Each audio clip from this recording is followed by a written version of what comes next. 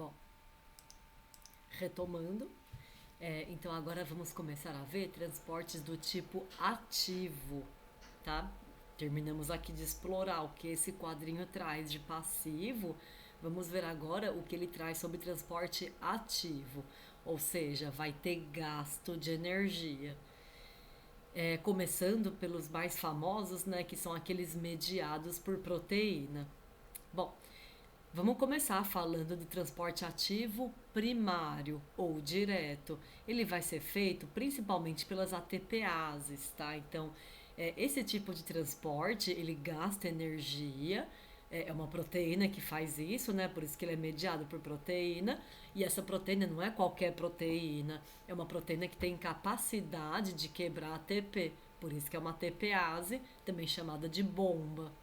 Tá bom? Então, esse tipo de transporte, né, em que o próprio transportador tem a capacidade de quebrar ATP para obter energia para fazer esse transporte, é do tipo ativo primário.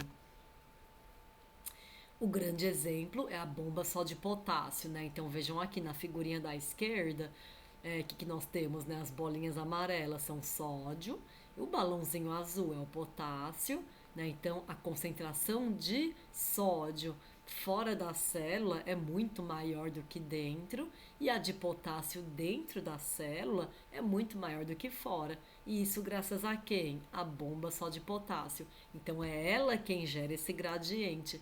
E ela continua transportando sódio da onde tem pouco para onde tem mais, e também potássio, da onde tem pouco para onde tem mais potássio. Ou seja, ela transporta eles contra o gradiente de concentração deles. Por isso que ela vai ter que quebrar ATP para ter energia para fazer essa façanha.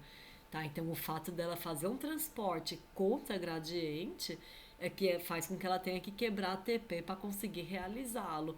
E aí, o fato de gastar energia para realizá-lo torna ela um transporte ativo. Como ela mesma é uma ATPase, ele é ativo do tipo primário. E temos outros transportadores primários no nosso corpo, né? Então, a bomba só de potássio é somente o principal exemplo, né? Mas temos bomba de cálcio, que faz uniporte, ou seja, transporta somente cálcio. Temos a bomba de prótons, né? Que fica bombeando H+. Temos um trocador muito importante lá no rim, que é o trocador de prótons e potássio, tá? Então, que faz antiporte, né? Por isso que é um trocador. Todos esses transportadores são ATPases e, portanto, realizam transporte ativo primário. Aqui um passo a passo, né, de como a bomba transporta, tá? No caso da bomba só de potássio, então o sódio, né, aqui no líquido intracelular, ele vai se ligar aos seus sítios na bomba. Isso vai fazer com que ela mude a sua conformação, né? Ela acaba quebrando o ATP para isso, né? Isso vai mudar a sua conformação, e aí ela vai então fazer com que o sódio seja liberado para o líquido extracelular. Muito bem. Isso vai expor um sítio de muita afinidade para o potássio, que vai se ligar então nesses sítios, tá? Essa ligação vai mudar a conformação da proteína, vai fazer então com que ela se abra para o meio intracelular, liberando agora potássio no líquido intracelular. Tá? Então é sempre assim, bombeia 3 sódios para fora e 2 potássios para dentro. Muito bem. Temos também um outro tipo de transportador ativo chamado de indireto ou secundário, tá? O transporte ativo secundário.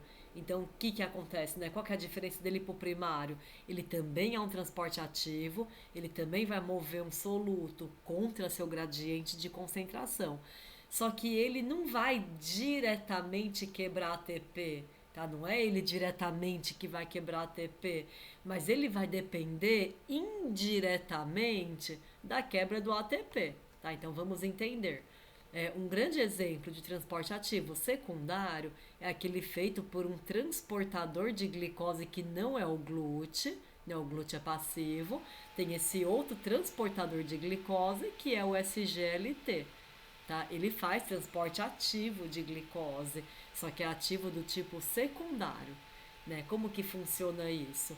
Ele consegue mover glicose contra o gradiente de concentração dela, tá? Mas ele só consegue fazer isso graças ao gradiente do sódio favorável para entrar na célula.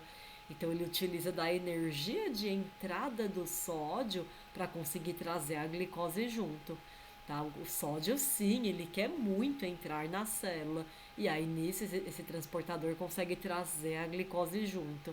Tá bom? Então, veja, ele está movendo glicose contra o gradiente de concentração dela, graças ao gradiente do sódio, que é super favorável para que o sódio entre na célula.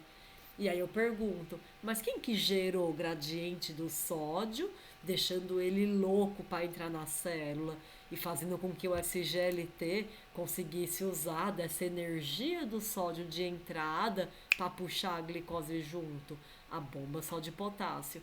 Então vejam que o transportador ativo secundário, ele depende indiretamente de ATP, né? Porque alguém que quebra ATP vai gerar o gradiente de sódio e aí ele vai usar desse gradiente para conseguir trazer o outro soluto, né? Para conseguir mover o outro soluto contra o gradiente dele.